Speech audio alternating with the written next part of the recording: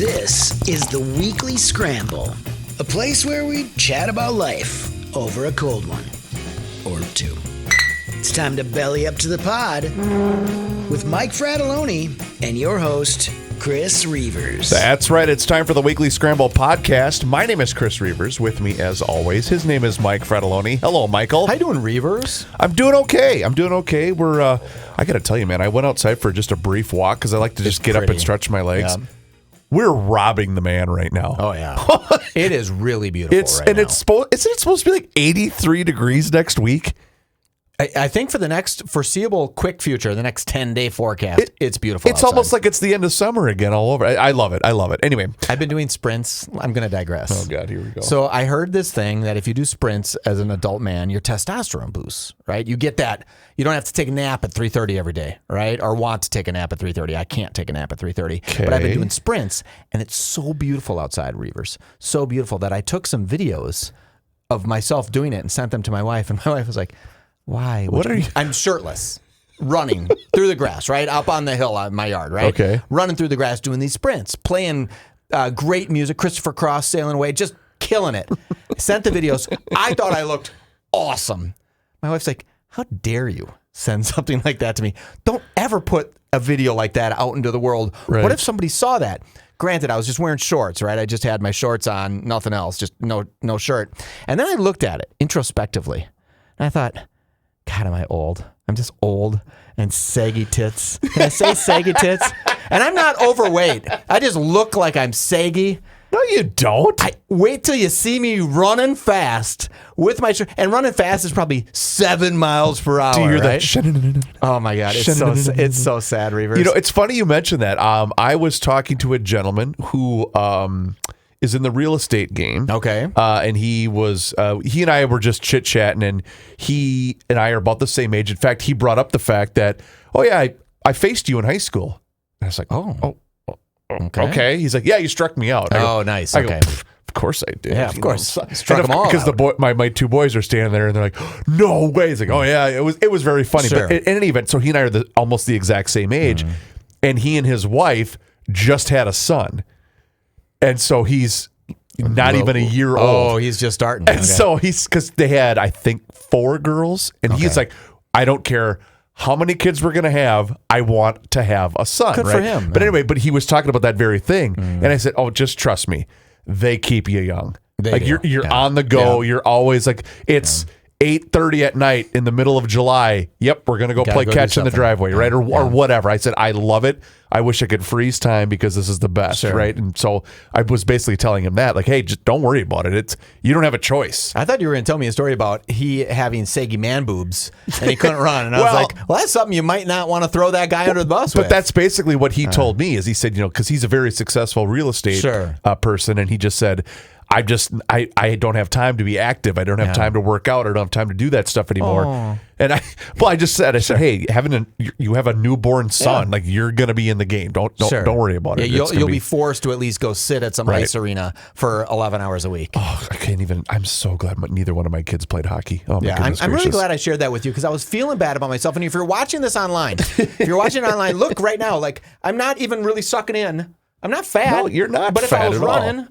See? Awaken180weightloss.com. Is that what it is? Yes. Good. How's that going for you? It's going very well, actually. The energy level is up. The weight, I lost a few pounds in the very first week, and then I kind of plateaued, and I had some stuff going on, with family and whatnot, so I wasn't able to stick to it as much as I wanted to. And then, of course, I completely forgot about my check-in call with Emma. So Emma's now, I'm now on Emma's list. Now you're on the list. Yeah. Okay. So I said, I got to call Emma as soon as we're done with the show today, but it's been great. I honestly, I really do enjoy it. I look forward to hearing more about that as time goes on because I want to see you just shrivel down. Oh, I'm going to get shredded. Are you? No question about it. A 6-pack maybe. Oh, no Not question. Not drink a 6-pack, Reavers. Have a 6-pack. And that's the thing. Okay. I really wanted to get to it, but this is worth bringing up. The thing is, so before I started here, I was working for a large chain. You can say Lifetime Fitness. Okay, I was working for Lifetime Fitness. Yeah, everyone knows what it is. And I was working there. I loved the job. I really enjoyed my time there. I still have a bunch of amazing friends that work there.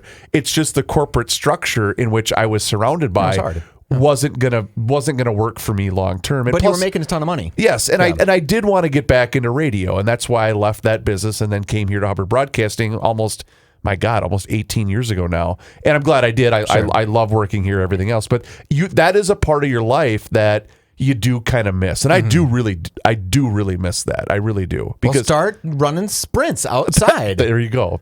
It's going to be great. I can't wait. Okay, well, I'm so glad I shared that. This is cathartic. This show is where I tell everybody everything. Then I think, why did I say that? Why?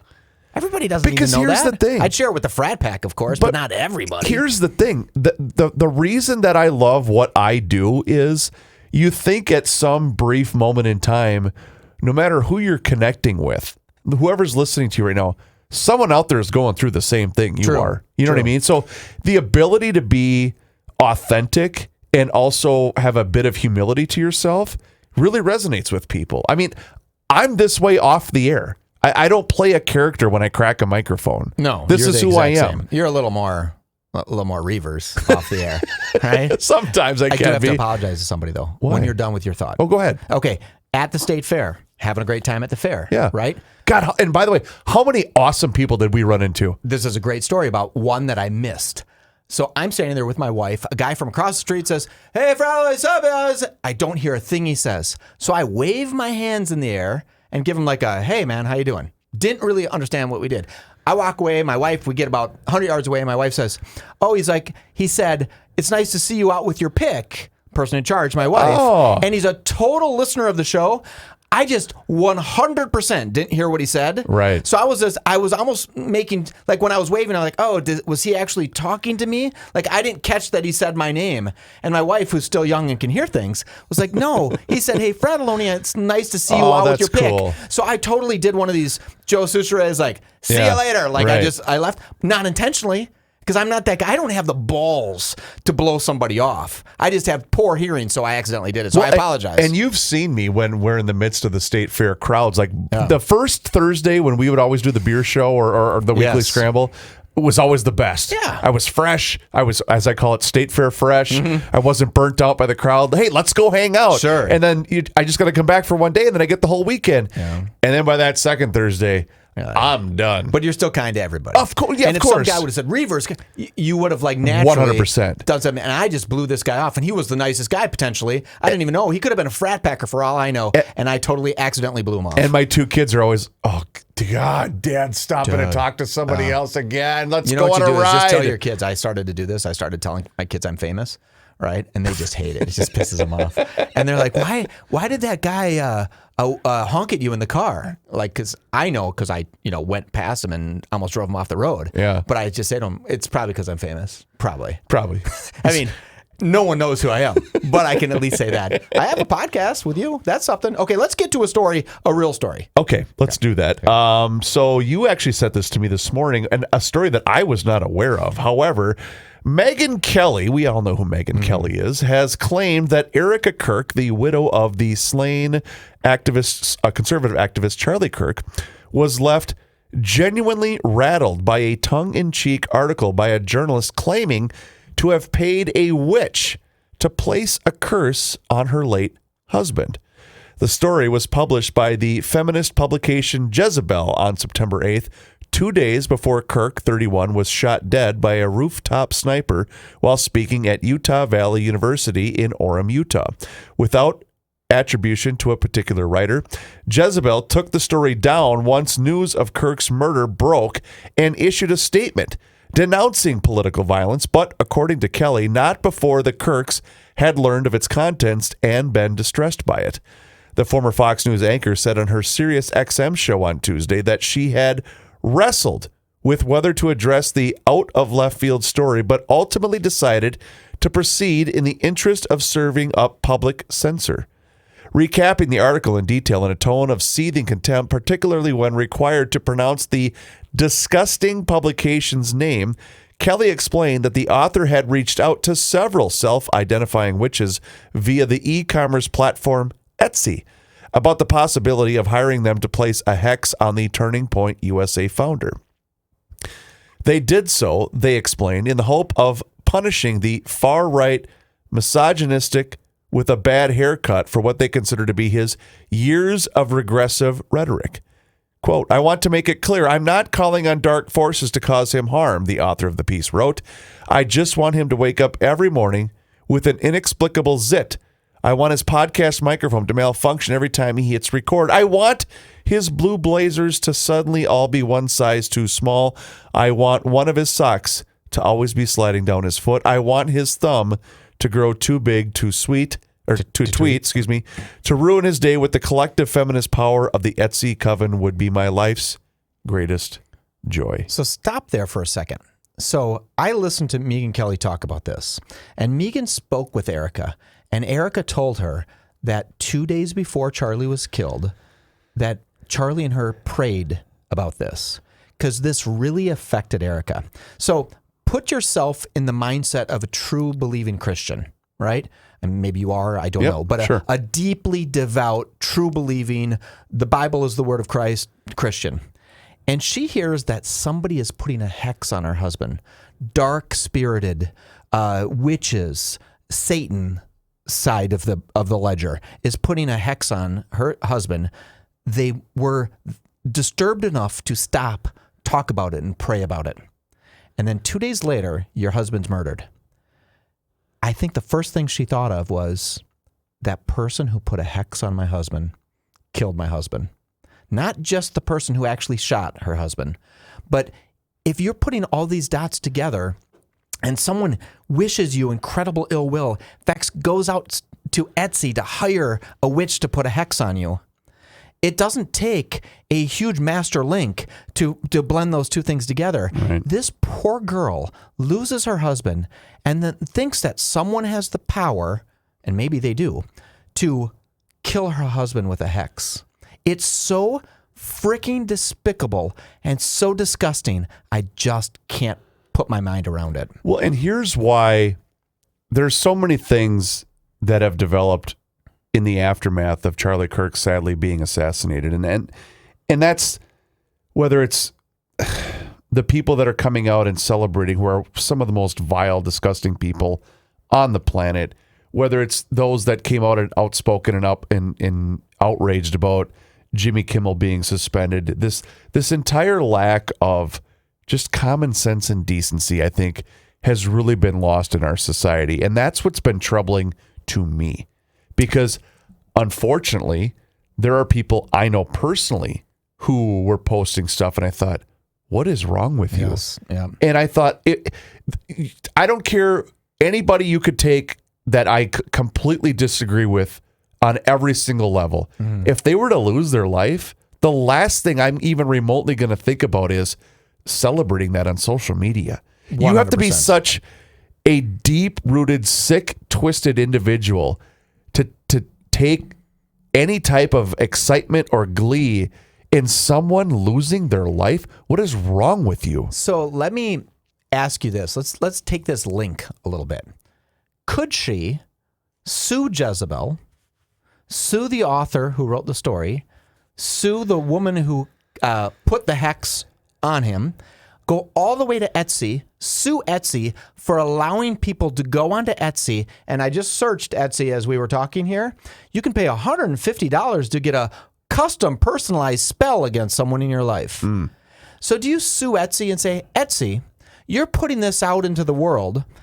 I believe that if you're telling us you're putting a hex, you're saying that this works. You don't put a disclaimer saying these are made up, they don't actually work, pay me $150. You're convincing people that they do work. So whoever put the hex on him, does the Kirk Foundation, does Turning Point, does Erika herself go ahead and sue the crap out of every single person and have Etsy say, we are sorry, we are going to take down these satanic hexes off of our but Etsy. At the same time, I'm just trying to play devil's advocate, not because I disagree with you. A, what does that solve? And B, what those people did, while yes, some might say it incited violence and more fuel to anger people that might do harm to the likes of Charlie Kirk, how in any way would they be deemed liable for what happened? Well, if I'm a hex provider, let's just pretend I'm a hex provider. Mike here for... And I say, hey, for $150, I can do a QuickTime hex, guaranteed to work, some way it will work, and all of a sudden 2 days later, the person's dead. I went into a contract with that person saying, you're going to pay me. I'm telling you I'm going to perform. Oh, by the way, the person it performed against is now dead. There is some court, there is some lawyer that will say, I'll take that case and I'll dig in the pockets of Etsy. No doubt. And Etsy will have to pay for this. And then, oh, by the way, they'll cut off all this trash crap on Etsy where, I mean, if you're reading this banish illness spell, abundance spell, a revenge spell, it's like, what are you doing? What are you doing? That should not be allowed on Etsy. All right, hang on to that thought. We'll come right back to this, but I want to mention our friends at We Are Nuts and wearenutsmn.com. You'll be very happy, Michael, to know that today on the Garage Logic podcast, I did issue an apology. You did? To the New Hope Fratelloni's hardware store because Gary complained that they didn't sell Seafoam, and I publicly shamed Gary on the Garage Logic show just to give you guys your good name at the New Hope Fratelloni's. He still hasn't written me, Mike at garagelogic.com, so I can send him out a gift card and prove to him all the stuff. Someone else on the Frat Pack wrote that we don't sell a certain grill. I'm like, yes, we do. Yeah. Or have DeWalt tools. Yes, we do. Send me a free one that'll prove it. Maybe that's what they're doing. Maybe I didn't even pay attention that I was getting a hook, line, and sinker. You're getting fished, man. Oh, you know what? That's why you don't drive and read social media. Because I was driving, sitting at stops on University trying to get here, reading it, and then, okay, hey, well played, sir. Well played. By the way, you have just a couple of days left to take advantage of this sale with We Are Nuts at all Lund's and Barley's and Kowalski's markets. Through the end of the month of September, We Are Nuts is on sale, 25% off at each and every single one of those locations. They've got those beautiful end caps like you can find at your Fratelloni's Hardware and Garden Stores locations, and it doesn't matter. All the snacks are 25% off, whether you want the big, giant cashews, which is my favorite, and the bourbon toffee almonds are also a hit. I wonder if they carry the popcorn there. Because they have Hokey Pokey popcorn. That is pretty good. It is really delicious popcorn. Fratelloni's has it all. This is not a commercial for Fratelloni's. We happen to carry a ton of their SKUs. And Kowalski's very well made too. Yep. If you haven't tried the popcorn, it is 100% worth trying. And by the way, if you bring that, just so you know, if you bring that Hokey Pokey popcorn to any one of a kid's activity, you're never seeing that bag again. It's just that good. So anyway, if you're not able to make it to any one of those locations as well, you can order it online at wearenutsmn.com. The Weekly Scramble. We will be right back. All right. So we're staying with this. Here's what I want to say. Sure. Because a thought occurred to me. The evil demon that exists inside a certain section of our society that makes you feel compelled to post something in celebratory fashion about someone's demise just because you didn't agree with them politically. That's the part that I can't stand in the aftermath of Charlie Kirk's assassination, is the fact that he's being labeled with certain things. And I'm not here to say that I agreed with everything Charlie Kirk stood for. What person on earth would you agree with everything That's they stood exactly for? where I'm going. Yeah. If you're going to find someone that you agree with on every single aspect, well, you're misleaded. You're misguided. I mean, I couldn't name one thing I agree with Governor Tim Walz. That doesn't mean I'm going to celebrate if something ever were to happen to him, God forbid, or anybody else. I wouldn't do that. That wouldn't even occur to me to do that. No, you'd go to his funeral. That's if what I'm something saying. horrible happened to him, you'd go to his funeral or send flowers. That or level of empathy that's been lost, I think, Mike, it's going to get worse. I was reading an article a couple of days ago about screen time with kids because I have a 10-year-old who's a great kid. You know Leland. And he's become a little bit addictive, in my opinion, to a screen, to his iPad. I said, hey, we got to do something about this. This is way too much. And I was reading some troubling statistics about kids and screen time, brain development, and long-term effects of that. And I'm thinking, this problem is just going to keep getting worse because of social media, because of the ever-ready availability of it at our fingertips and in the moment, and whatever else with your vulnerability. It's just going to get worse, is my point. Well, Reavers, I mean, 100% it's not good for children. It's not. First of all, any boy, 11, 12, 13, can type into anything in Google and see every single thing that kids shouldn't see at 11, 12, and 13. Yep. I had to wait for the 1979 JCPenney's catalog to come to the house to have any sort of a look at any of that stuff. I didn't, at my fingertips, have the most disgusting, rude, harmful images, right? That are that's skewing everybody's thoughts. And oh, by the way, if you wanted to see someone get killed, you could just type in "I'd like to see someone get killed." Right? That's the other part of this too, is just how is it dehumanized we've become. Where, I mean, think about this. In fact, I brought this up a couple of days ago on GL. There was sadly another school shooting, and I don't, was it Memphis maybe a couple of days ago? And I remember Johnny Height had it in his newscast. And I sat there and not one of us looked up. Not one of us had like a reaction. No. And I said to the guys, I said, do you guys realize something?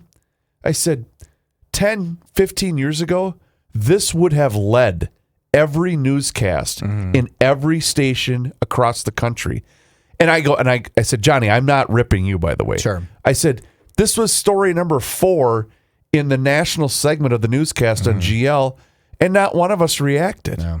That's eye-opening to me. It's tough because what are you going to say? What's the answer, right? And those that say, hey, we need to get rid of guns, it's like, good luck. There's 330 million of them.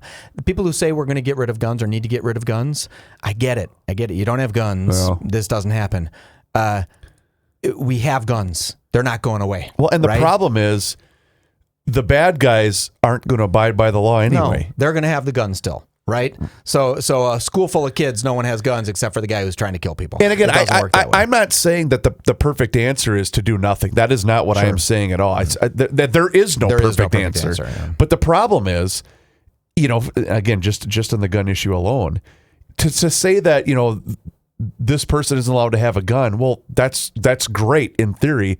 The problem is, we've got a Hennepin County attorney now who less than a week ago just announced that we're not even going to pursue low-level traffic stops anymore. When is she done? Well, she did announce that she's not going to seek re-election. So I don't know if she's up in November or not. I don't remember that off the top of my head. Because then some of these idiotic things she's doing, and I'm going to call them idiotic. I'm not calling her an idiot because I don't know her. She has no business serving the public. This doesn't make a lot of sense. No. When all the cops say, time out, you want to do what?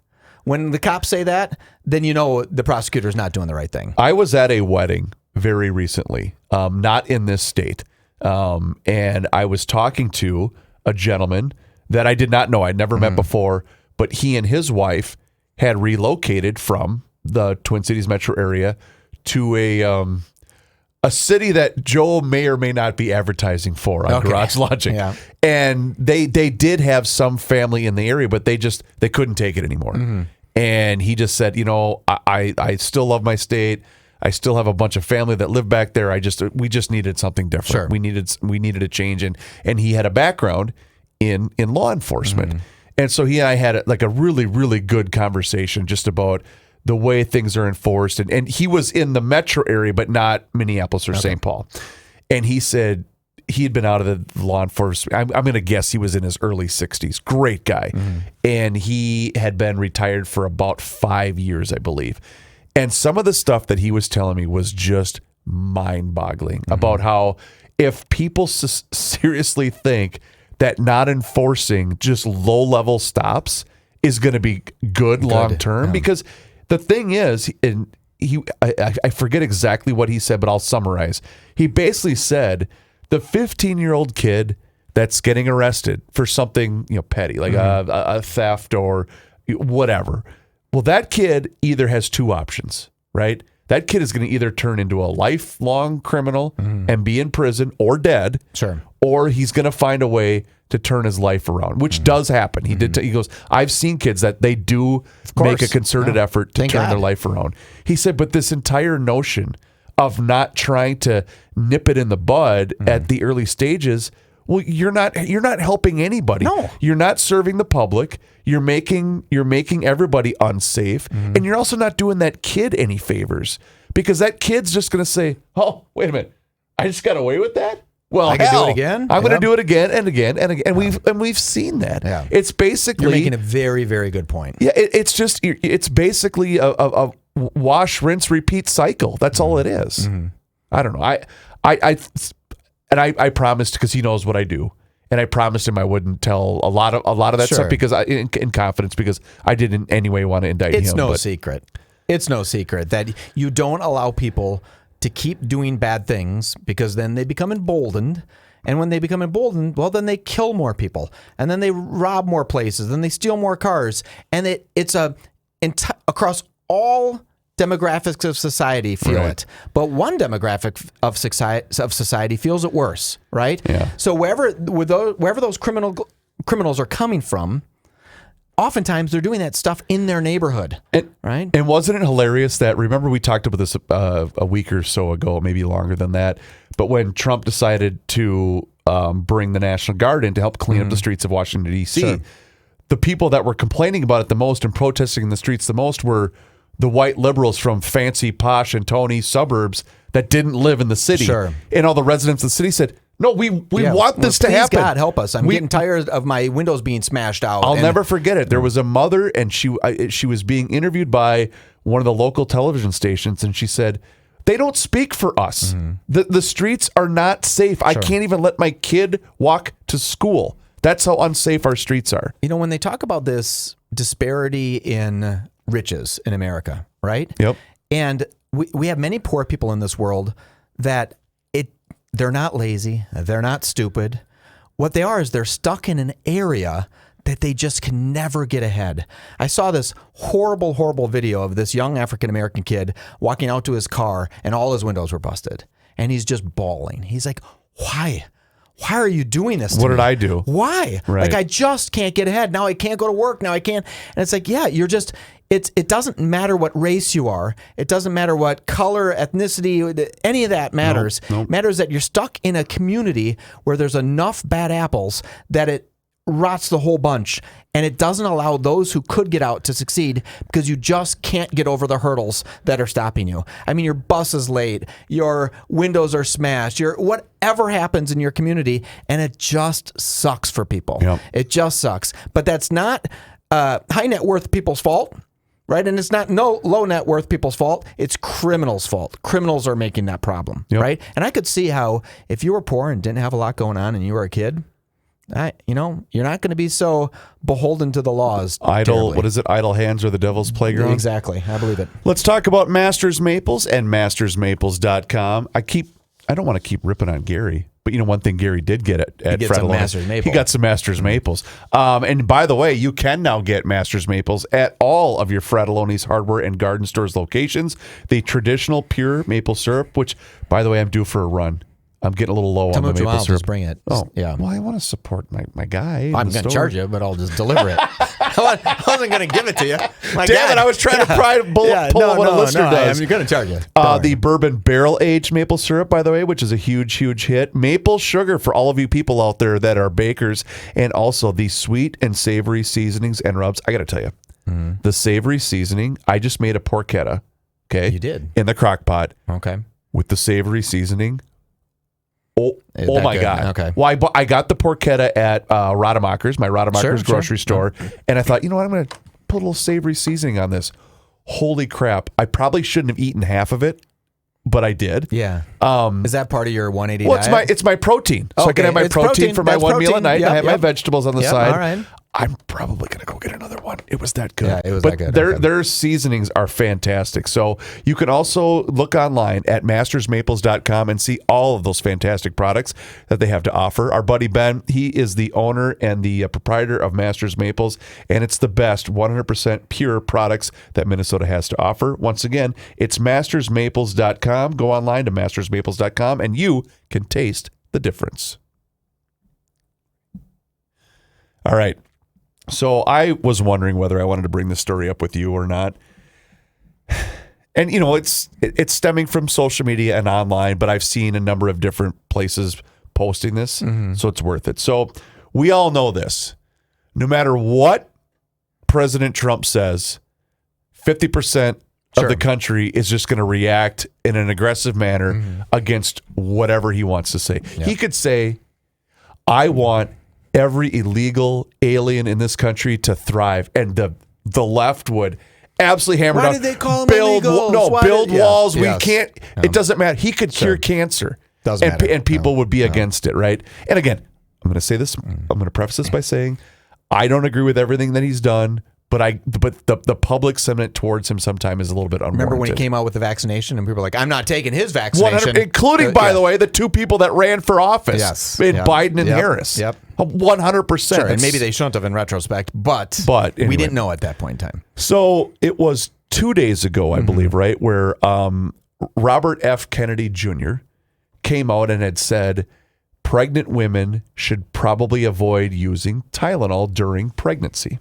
Yeah, he said it a little more aggressively than that. But he did, but those were his words. Those were his words. And so, of course, then you got all of these people, that pregnant women, whatever, that have to post on their TikToks and their Instagrams and everything else about, he ain't going to tell me what to do with my body. Okay, wait.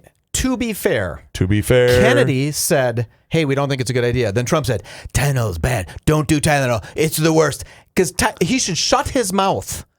Let Kennedy, who has a modicum of experience in that department, say it, but then Trump has to jump in and try to dunk on it. Tylenol's bad. You shouldn't take Tylenol. It's like, shut up, Donald. Just if you're right, then it will be known. But go ahead. You have an interesting story. So, well, it's interesting, but it's also terribly sad. So a pregnant woman, I'm trying to find where the dateline of the story is. It's on the East Coast.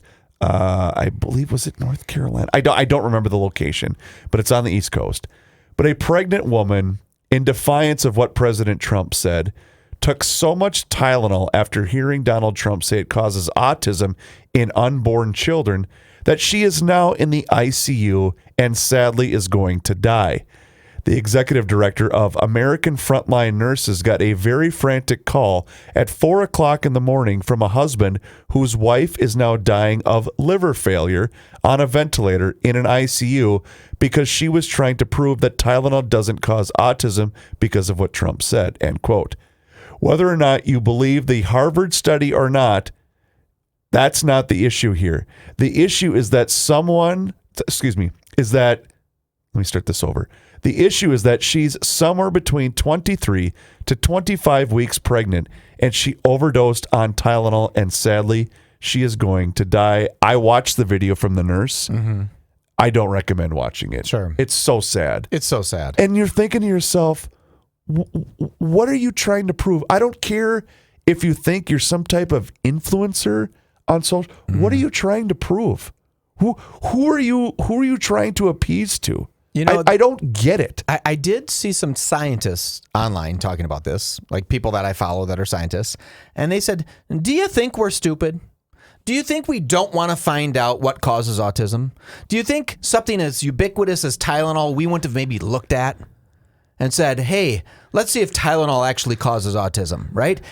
Tylenol's been around a long time. Autism's been around a long time. There's a huge correlation when they sit down and they say, hey, your child has autism. What did you eat? Oh, did you have fish? Okay, you had fish when you were pregnant. Oh, did you take? Yeah, I took a lot of Tylenol. Okay. Oh, wait, Tylenol. And they hear that 50 times, that Tylenol is something. Don't you think scientists would say, time out? Right. Tylenol might be a problem. I'd assume that our scientists aren't full of crap and they would do that, right? And this scientist made a good point. That doesn't mean Tylenol may not have issues.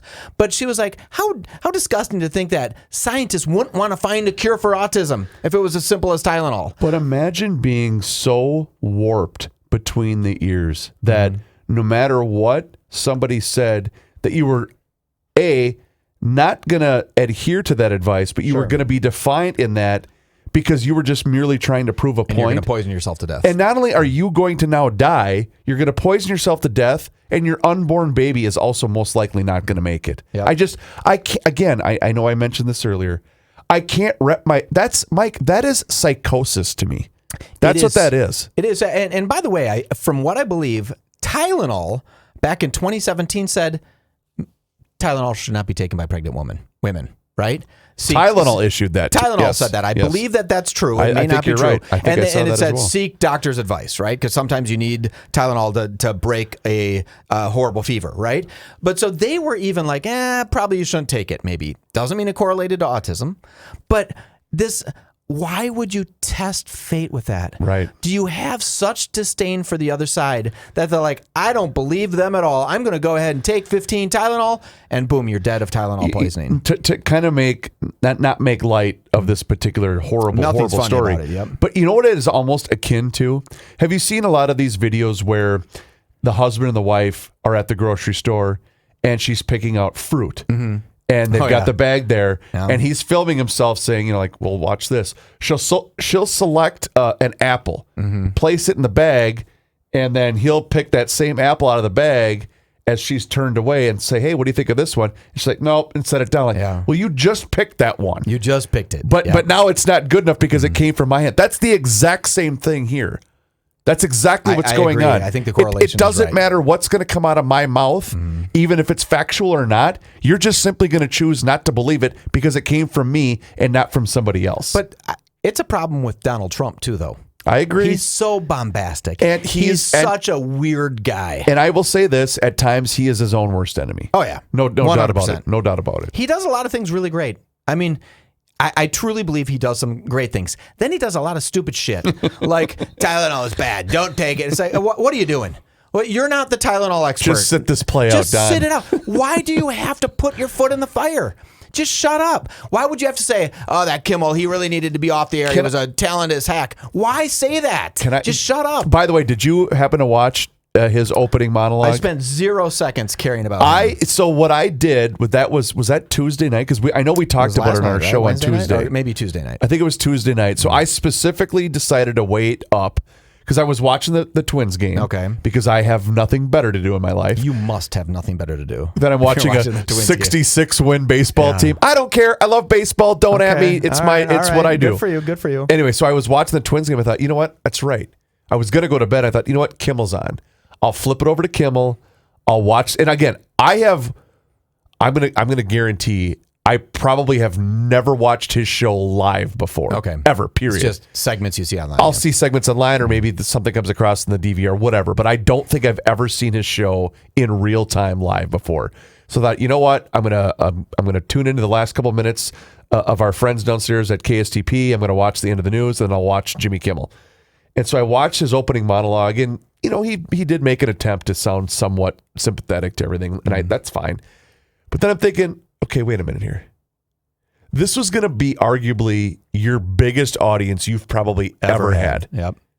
And there's no there. It wasn't funny. Yeah. No, there was nothing. Sure, it was just, is this what people were clamoring for? Who were his guests, out of curiosity? No idea. Opening monologue was off, and I shut her down. Well, he had a musical guest that somewhat interested me, and I can't remember off the top of my head. That's the law of unintended consequences that Trump didn't seem to understand. If you try to dunk on Jimmy Kimmel because you use the FCC to get him kicked off the air, then he comes back and they said, we're not going to do that because that looks inappropriate. Then he comes back, then he has an 8 million person audience and a whole bunch of people who say, now I have to follow him because Trump hates him. Why do that, Trump?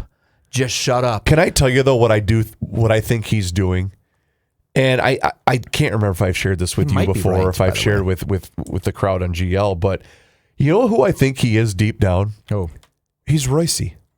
You think so? He's 100% you think he's Royce. Trolling people? He loves to get people going. Yeah. And that's why so many times I'll have people run up. And Royce took a long extended time away from Twitter, which I bet so many people he's going to be back. Yeah. He's going to be back. He can't help himself. Sure. And I remember him telling me specifically, "Hey, asshole, I'm never coming back." I said, "I'll bet you $100 you'll be back on Twitter." And that was part of the reason why he stayed away as long as he did, because he didn't want me to be right. Yeah, there you go. Because again, I love him.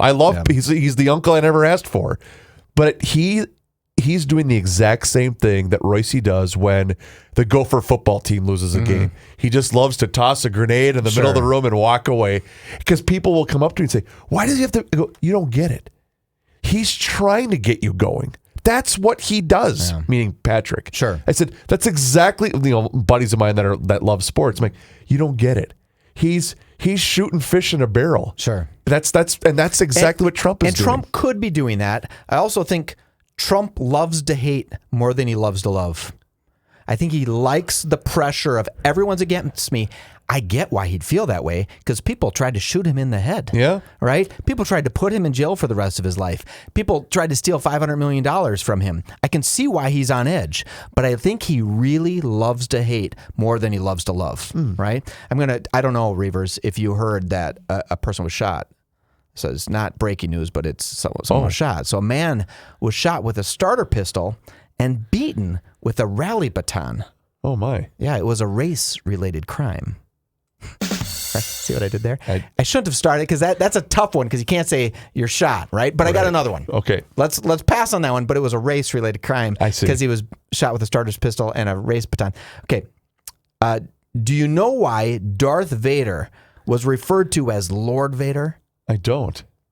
It's because all of the stormtroopers giggled when he was referred to as Master Vader.